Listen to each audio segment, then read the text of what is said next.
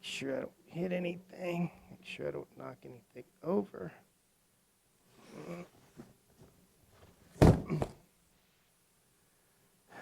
No, we're not talking about that kind of burden today.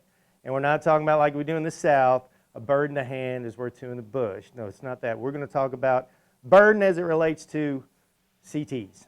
Okay, so that's what we're going to talk about today. Today is burden, burden, burden. So, how do I measure and reduce burden? All right, that's kind of the overall topic here, okay? So we are series 12 in the quarantine webinar series. And no one was hurt doing that demonstration, by the way, so you know. No animals were hurt and no humans were hurt doing that. Okay, so we have, this is going to be how to measure and reduce burden, which is today, right? So here's what we're going to talk about today. What is burden? And we're going to talk about examples of issues that cause additional burden. We're going to discuss CT burden measure, how you can actually measure the burden now. We're going to talk about the meter stand and talk about the promo with the meter stand. And then we're going to talk about steps on how to reduce burden, okay? But before we get rolling, let me go ahead and say a quick prayer and then we'll get on with this, all right?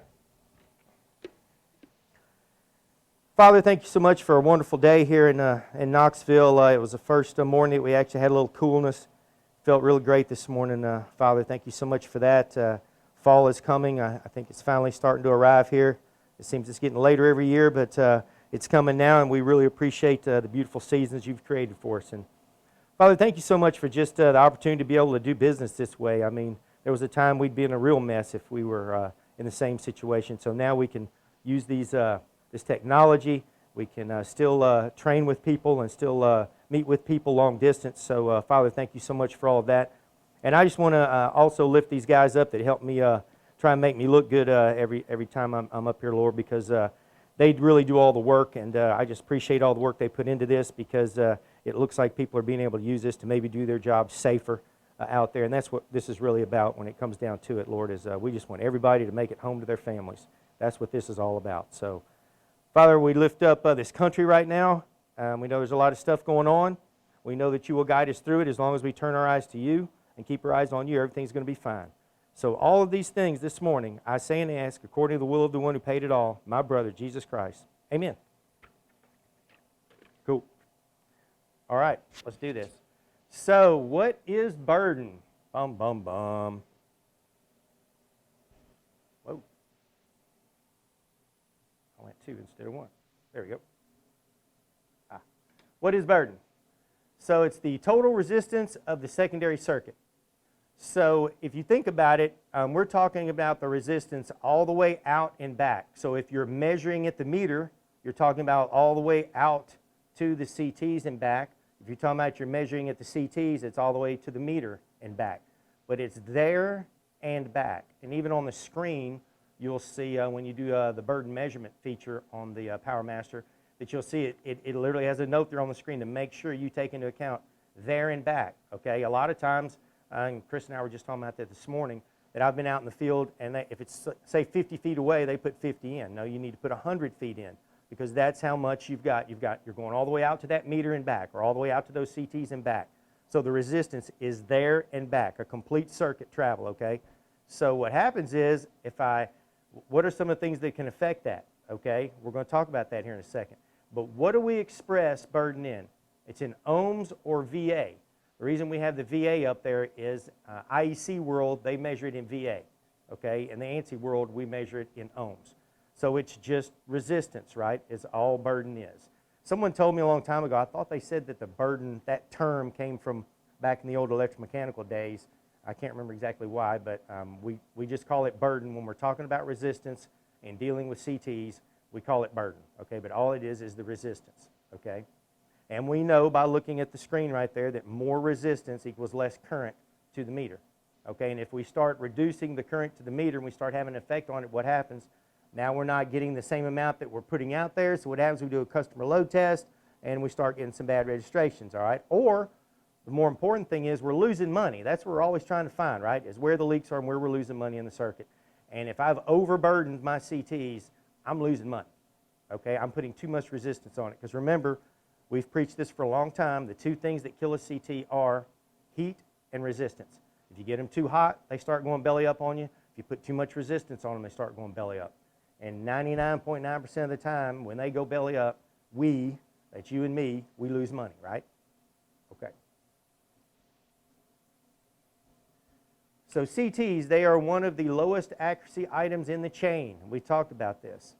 Okay, so you've got 0.3%, and you got full load to, you got RF times RFL. I've got 0.6%, 10% of full load to full load, but it's not specified greater than 10%. What we've always, less than 10, excuse me. What we've always said is, remember the old bathtub curve, when you get less than 10% of a loading on a CT, generally you're going to get bad results, but more importantly, if there was an issue, and you had to, and there was an issue that came up with a customer, and their billing was going to change drastically, you would need to follow what ANSI told you if it got into a push comes to shove situation. You'd want to know that the CT manufacturer is going to stand behind you if you have more than 10% loading on that CT. Less than that's going to be tough, okay? If you've got 5 amps on an 800 to 5 CT, it's going to be kind of tough to defend yourself, okay, because that's way under the 10%. You need to have at least 80 amps on an 800 to 5 CT, okay? And by the same token, you don't want to overburden it and go over it. So on the bathtub curve, remember, the two marks were 10% and 100%. If you got less than 10%, it started getting bad quick. If you got over 100%, it got bad quick. That's just a standard CT, okay? We're not talking extended ranges or any of that. We're just talking about a standard CT, okay? And it says the accuracy decreases rapidly with burden. It absolutely does. Remember the bathtub curve, it starts swinging up really bad, really fast on either end of that curve, right? Hence the bathtub on either end, okay? And here's the bathtub curve. So you can see here, the blue line down there at the very, very bottom, when I got 0.05 ohms, I got a very small amount of resistance on there. Look how good my accuracy is, 0.1, 0.2. As I start increasing and going up, right, I go from the blue to the green to the pink, and I start adding more and more resistance, right? You see my accuracy, my percentage accuracy over on that left axis right there is getting worse, right? I'm moving up and up and up. So as I'm adding more resistance to it, my accuracy is getting worse, okay? It goes along with what we just said. So it just starts, and you can eventually choke off with enough resistance, and we've talked about that on a burden added test, right? If you choke it off enough and get enough resistance, you won't have any secondary current, you won't have any secondary current coming out of those secondary terminals anymore. So you've essentially got to the point where you've just choked it off where you're getting nothing, okay, which simulates the failure of a CT, all right? Errors with current transformers. You may have seen this on other slides, maybe at meter schools or anything. This is just to show, yeah, the meter, we're concerned with the meter and the CTs, but you also have to keep in mind, look at all those connection points. Every one of those stars is a connection point. That's a lot of connection points, because what do we say are the problems with how do we create resistance? You create resistance by running, we're going to talk about it here in a minute, by running too far a length of too small a wire or a loose connection. And look at all these potential points right here to have a loose connection, which of course is going to create resistance, which is then going to create a heat sink. So it's just a self-defeating situation in it. It just gets worse and worse and worse. So all of those points can be a potential problem. And you'll notice here too that this is how they rate the CTs, right? So you can notice as we get up here with these CTs, that B.1 at the very top on the far right, you got B 0.1, B 0.2, that's the burden, so it's 0.1 ohms, 0.2 ohms, 0.5 ohms. Thanks for the assist on that, JP. Mouse man on top of it. Okay, so you can see there, on the far right, you see those 3 columns, the last 3 columns on the right over there. I've got 0.1 ohm resistance, then 0.2, then 0.5. So I'm adding the resistance, and notice the rating on it, okay? You see that? If I've got, look at that 200 to 5 over there. So on that 200 to 5, I'm 0.6 accurate with only 0.1 ohms on there. But look what happens if I go up to 0.2, it's only half as accurate, right? And it would keep going like that. So you can see some of the others, how they're affected. So it definitely, as I add burden / resistance to the CT, my accuracy gets worse, okay? And you can see some of these they're only rated at 0.1 and 0.2 ohms, But look at the wire sizes there. If I start taking number 16 wire, that's 4.5 milliohms per foot. So if you start doing the math, I remember the example we used to always use, which is you can see the bottom one down there, 50 foot of number 12. We used a 50 foot of number 14. And if you have 50 foot of number 14, you're already over 0.5 ohms. So you're already over the additional burden rating on that plate on the side of that CT. Okay?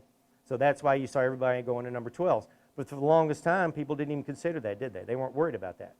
But we have gotten better and better and better on the CTs, and we needed to because they're, you know, one of the least accurate points in the whole thing, as we've seen. So you can see here, if I had 50 foot of number 14 there and back, remember 50 foot there and 50 foot back, I literally go over my 0.5 ohm additional burden rating. Okay? So that's why, like I said, we've gone to number 12, and now a lot of people have gone to number 10. Okay? So we hit on it a little bit, but let's talk about it. How can you create an overburden situation just by the way that you install the site? Well, if you use too small a gauge of wire, you can overburden it. Like we just mentioned, 50 foot of number 14 wire is 0.14 ohms. This is more burden than is allowable for a 0.1 burden rated class CT, right? And you can see 50 foot of number 12 is 0.09, and that's almost right there at it, okay? But 50 foot of number 14, you can see, all right, that I'm already over my burden class. So without any bad connections or any other problems, just too small a wire can get you in trouble. But now add into that the connections, having something not quite tightened up as much as it should be. And now that's just going to compound what you've already got there with the size of the wire, right? So what we can do is, and we've talked about this, you can, with the PowerMaster equipment, you can actually directly measure the burden. Okay, and a lot of people now have made this as part of their standard measurement routine, is they take a burden measurement while they're there. Okay, and especially the way I use it in the field is it's just another tool to get more specific on where the problem is. If I notice one of my ratios out on one of my phases, and I notice that my secondary current is less on that one phase, let's say A phase tests in okay, B phase tests in okay, and then all of a sudden I look down at C phase, and it's out more than the other two, and I notice I've got a lower secondary current on there, like there's more resistance in the circuit somewhere, and I'm not getting, everything else looks the same, the loading's pretty equal, but I'm seeing, why am I seeing such, you know, a smaller amount of that secondary current over there? Maybe I do have loose wire, or maybe I do have a problem. So then I can use the burden measurement feature to track down where it is. And it should show me that on C phase I've got too many ohms of resistance, so I can start tightening things down. And if I can measure it, I can manage it. If I can't measure it, I can't manage it. Okay, so if I can actually measure it, then I can start making adjustments and dial it in and go, okay, now it's fine. But if all I'm doing is I'm just adding some burden to it, I can't really measure anything there. All I can measure is when I'm adding to it. I can't see how many total ohms of resistance there is now. So I don't know how much was already there. And all I'm doing is adding more resistance to it and looking for a failure. So I'm looking for a simulation of a failure of that CT. That's what burden added does. But burden measurement tells you how much is there so that you can actually make adjustments and start tightening stuff down. Okay? So you can see we just use V equals IR. And so resistance, or burden, is just the voltage divided by the current. Okay? So if I can measure the voltage there and back, I can measure the current there and back, then guess what? I can tell you the resistance there and back in each circuit. Okay? So direct burden measurement. The way we do it is we are going to look for, we're measuring ohms, right? So we're going to look for ohms in each one of the three phases. So you can see here's a typical screen right here where he has A phase, B phase, and C phase. And you can see how many ohms we've measured each one of these. So I've got 0.0795 on A, 0.0859 on B, and 0.0842 on C. Notice you don't see a pass or fail on this. Why is that? Because when, from doing this once or twice, I can look at that and tell you why. Is because that when the person went to run this test, they didn't enter in the information about the CTs in there. Because if you think about it, if I don't know what the burden rating is on that CT, how can I say what's pass or fail? So if you enter the information in about the CTs at that site, which you only have to do one time, right? It's in there forever, then it will give you the pass or fail. This way I can look at it and tell. But if you wanted to see the pass or fail, you would need to enter in what is pass or fail for that CT, okay? Then the machine will know and it'll go ahead and tell you pass or fail, all right? typically most of the time you're going to put 0.5 in there, but like I said, depending on some of these newer CTs now, you might put different numbers in there. So in this case, they didn't put anything in, so I can see where it is, but I just don't have a pass or fail there. All right? So direct burden measurement. And this is another, if you ever heard me, this is a question I've been asked a lot of times. With the 3 Series, when it first came out, remember it didn't have a load box. Everybody would say, how much load do you need to be able to test the meter and everything? So I talked to the brains around here, and they told me that it was 100 milliamps. I needed to have at least 100 milliamps of load to be able to use the 3 Series without a load box and go out there and test, a meter. Well, you can see here, you can have as low as 1 milliamp of load, and I can use the burden measurement. I can still test for burden measurement, okay? So I don't even have to have as much as I need to test the meter to be able to do a burden measurement test.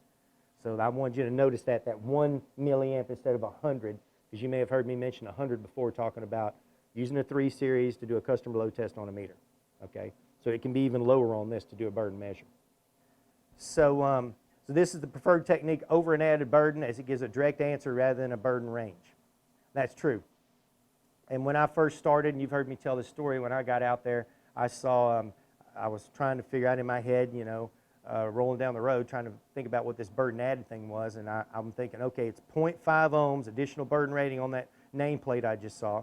So if I get over a half an ohm, then I know that's bad, and then they're adding 0.1, 0.3, 0.5, 1, 2, and 4 ohms, so they're going up as high as 4 ohms. And I remember the first time I saw it, the guy just had a little momentary switch. He just stuck it in there, and he hit the switch, and it put 4 ohms on it. And I said, okay, what happened? He said, the needle didn't move. I said, well, what did you, I was trying to figure out, because I'm learning. I'm trying to figure out what's going on. He said, hey, man, the needle didn't move. And he was starting to get a little irritated, so I just dropped it. So think about that. He put 4 ohms on it. So he put 8 times what it said on the nameplate. It said 0.5 ohms additional burden rating. So if I go over a half an ohm and you just put 4, you just put 8 times what it says on the nameplate, I was trying to figure out what that really told me. And it really doesn't tell you anything unless you catch it. If you were to add 0.1 or 0.3 ohms and then it went belly up, okay, then you know that it was right on the ragged edge there, right? It didn't take very much burden / resistance at all to send it over the edge. But if I put 4 ohms on there and it drops my secondary current, well, I would expect that, right? So I didn't really see where it told me that much, the burden added, unless you catch it in 0.1 or 0.3 ohms. So then this burden measurement made more sense to me because, like I said, if you can't measure it, you can't manage it. So in this case, with doing the direct burden measure, I can tell you, I can get specific on what phase where the problem is. I can tell you, on phase C, instead of less than 0.5 ohms, which is what we want, we got 1.2 ohms of resistance on C. Something's big time wrong. So then we can start tightening things, and then we can retest it. And then when we find that nut and it's loose and we tighten it down and it goes from 1.2 to 0.08, then we're cool, okay? But if you can't measure it, you can't manage it, and you can't adjust it because you don't know where you're adjusting to, okay? So this allows you with the burden measurement to actually put some sort of a plan in place, an actual field operations. If I get out there and I find over 1 ohm on any of these circuits, I need to start tightening, all of the connections on that phase. So that's what we're going to do now. I'm actually going to do a test real quick to show y'all what it looks like to do the test. So I'm going to get geared up here.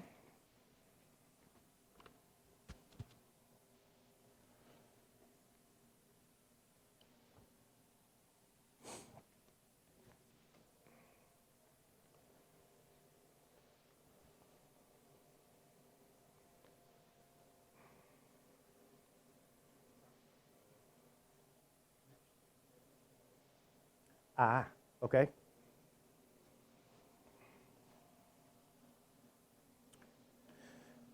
Good point, Chris.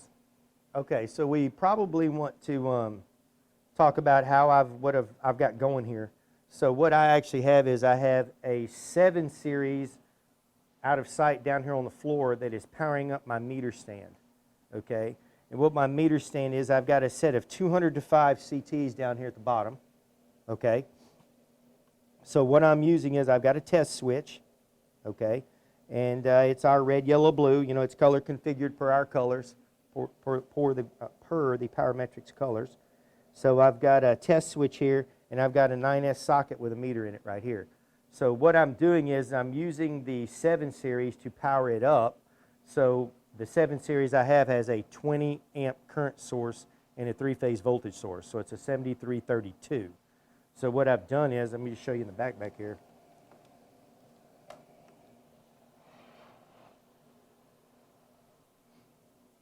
So what I've done is I've made my voltage connections here, right? So I've made my voltage connections right here. These are my voltages over here. So I'm connecting my voltage right here with my 4 mils.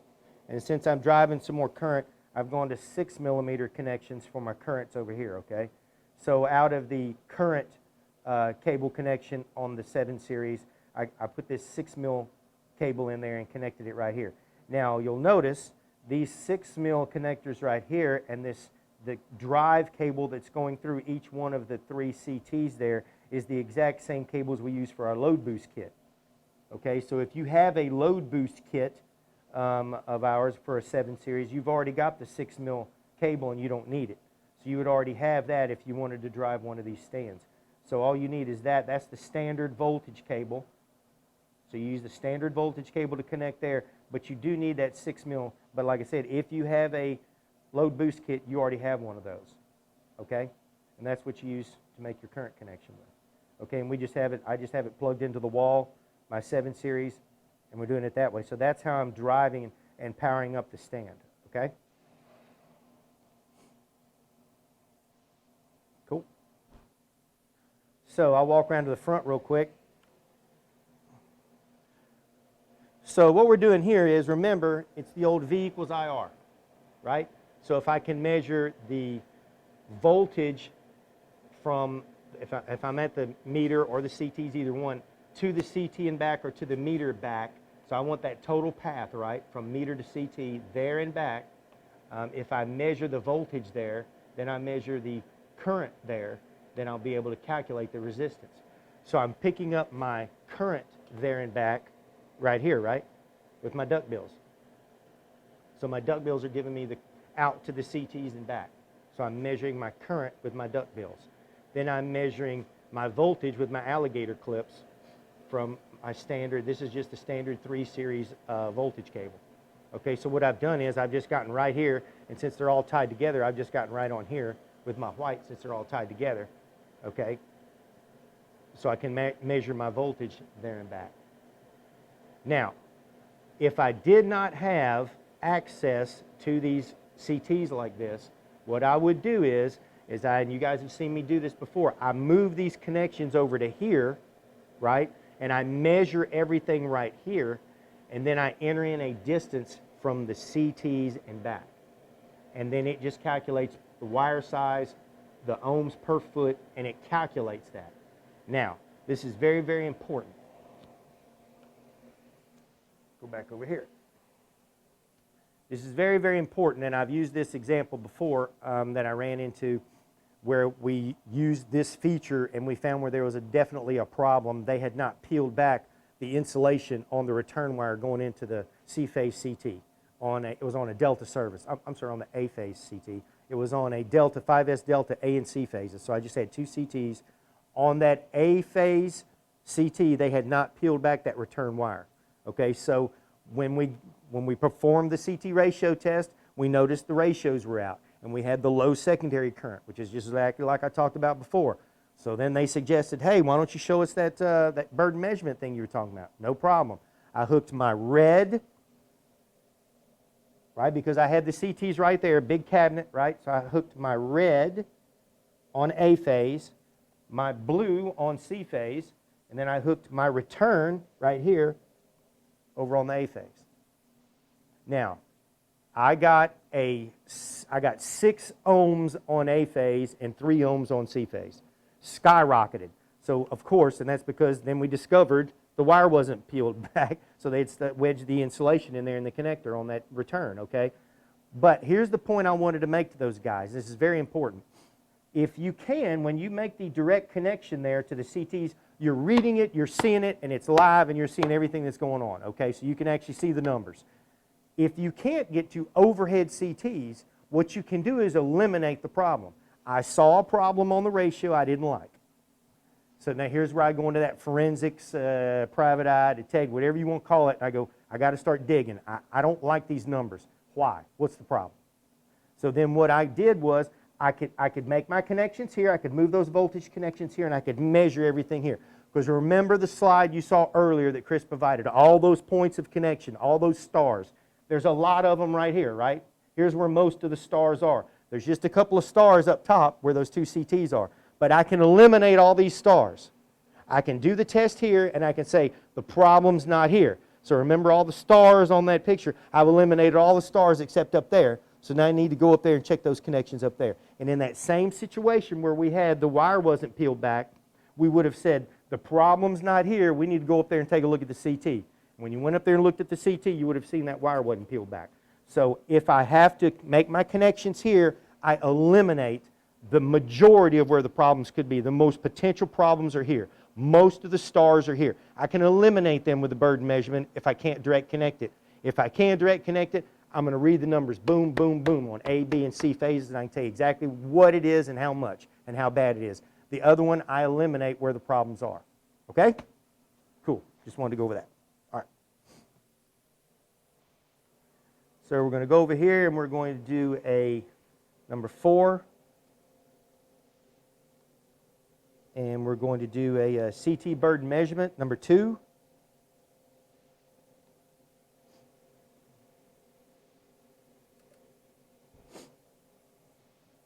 So, from what I mentioned before, I'm going to leave those lengths as 0 because I have directly connected to the CT. If I wasn't directly connected to the CT, here's where I put that length in there. In the example of overhead CTs, I might put 60 feet, 30 feet up there and back. Remember, there's the note that I was telling you about before. It's there and back. So if it was 30 feet up there to them, I would put 60 feet in there, okay? I'd put 60 feet right there for all 3 of those. But since I'm directly connected to them, I'm leaving that as 0, and my wire is 12 gauge. So we're cool there. All right?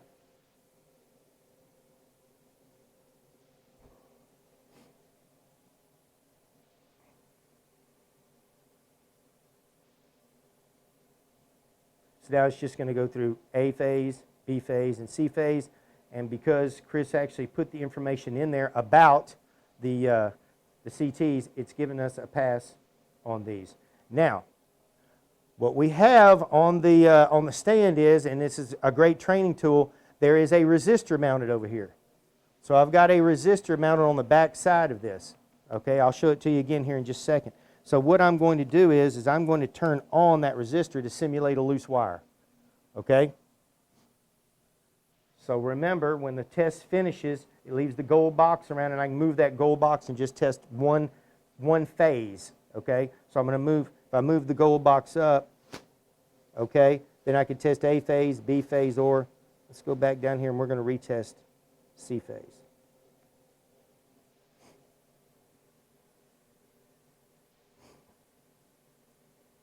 So you can see I got a fail. So my 2 ohm resistor kicked in, right? So now I can see I definitely have a problem over on C phase. And this is what you're looking for in the field. If you're finding a particular, you want to pinpoint where the problem is, you don't want to just start tightening everything on the whole site, right? So I can zoom in on C phase and I can just start tightening my connections on C phase.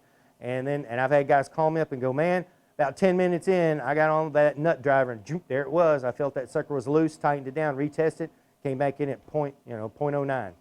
No problem, okay?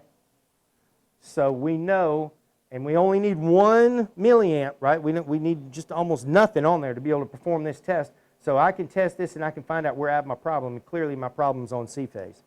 So if I were to tighten it down, which I'm just going to hit the switch and then hit retest again.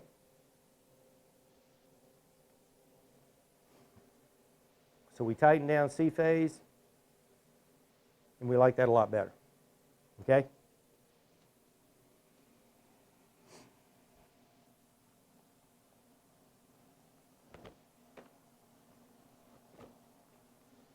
All right. So obviously now we know that burden and heat and burden are our 2 enemies for our CTs. So what can we do to fight it? What can we do to go against this our enemy burden. So what steps can I take to reduce burden? Meter, socket, and test switch. Tight connections, absolutely. We know that, like we said before, a loose connection is a point of resistance, and then the more heat that gets added to it, it builds up the corrosion and it adds more resistance. It just becomes a heat sink, and it just gets worse and worse. It doesn't get better, right? So make sure you got good connections on there. Torque them to spec. Okay, and then the wire type. Solid wire has less surface area, so it's better corrosion resistance, okay? So if you can, go with solid wire. Yeah. Right, yeah. Wait. No, I have to show you all that one. Simone says, it doesn't spread out. It doesn't spread out. So, okay. Was I on camera when I said that just now? Oh, good. Okay. All right. So in other words, solid wire doesn't spread out as much. Okay? All right, good. All right, so wire length, like we talked about before, if you run too long a length of wire, it's resistance per foot, man. So the more feet you add, the more resistance you're adding, right? But luckily, everybody's moved up on the size of the wire now. So mostly you're just seeing 12s and 10s, okay? Everybody got off the number 14. So you want to reduce that length as possible. If the longer length, definitely consider going up a wire size, and then also the burden class. So if you use 0.5 ohms or higher, then it won't have as much of an effect on it. Okay.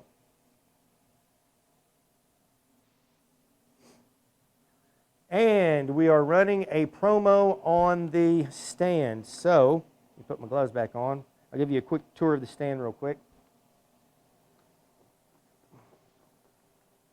I'll do my best Vanna White. Okay.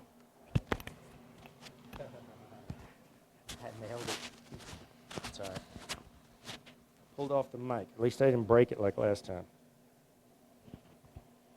And if you think guys like Jared aren't particular about their equipment, yeah, break one of their microphones. Okay. So you can see here, if you already have a load boost kit, you'll already have this 6mm wire, and you've seen it before and used it before. This is just a standard voltage cable, so you just hook it to the back. There's just 4mm connectors here, so they come with the stand. Then on the back side, I've just got these 6mm right here, because what those are, let me turn it around here. Because what those are, the 6 mils come through here, and that's my drive cable that's going through here, just like I was doing a load boost test. So I've run 4 turns through this 200 to 5 CT. That way, if I put 20 amps on there, I've got 80 amps, so I'm well within my 10%, right? So I got a good load on those CTs. And you get these little small 200 to 5, so they're easy to work with.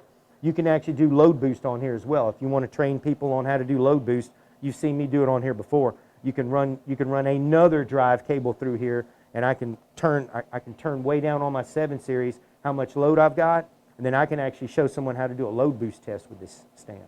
So not only can you do standard stuff, you can do some of the stuff that's out of the ordinary a little bit, which, you know, it's not that easy to demo a load boost test inside, right? You normally have to do it out in the field. You can practice with this, though, and do it before you get out there in the field.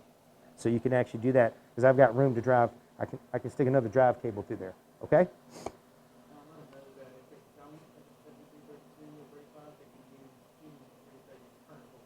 Ah, true. Yeah, good one, Chris. And you don't have to have a 7 series to power it up. You just need a good voltage and current source.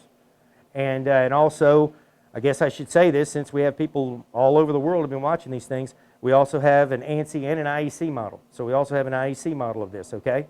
So, you know, it's going to be different meter, different connections, but we also have an IEC model, okay?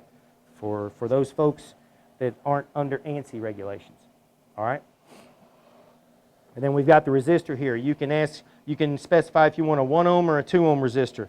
The reason why you might want the difference of the two would be that you could show, you know, maybe the 1 ohm doesn't give you an out-and-out fail, but it does show you that you're losing something. I mean, that's totally up to you guys. You could put a 1 ohm or a 2 ohm on there, okay? But like I said, let's see, what's Mullen's got it at now. He's got get 10% off of the meter test stand. So just ask and get a quote on it. That's going to go through October 31st through Halloween, and so you can get off of this. And if you talk to your sales guy, either Martin or Kent or Jeremiah or me, or just talk to one of the guys, and we can get it worked out for you as far as a quote or anything. Okay? Let me get my gloves off. The clicker doesn't work well with the gloves. All right.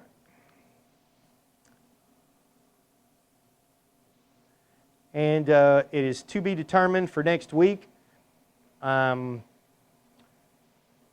don't have any. Do we have any ideas yet? No. Soon we're going to be debuting another new product.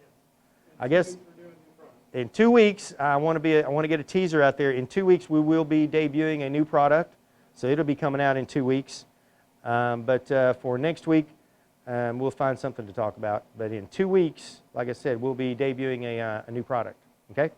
So once again, just really appreciate everybody's support and their time and tuning in. If you have any questions at all, please holler at us and take advantage of the promos, but more importantly, take advantage of that training time, okay, while we have it. All right? Thank y'all. Be safe out there. God bless.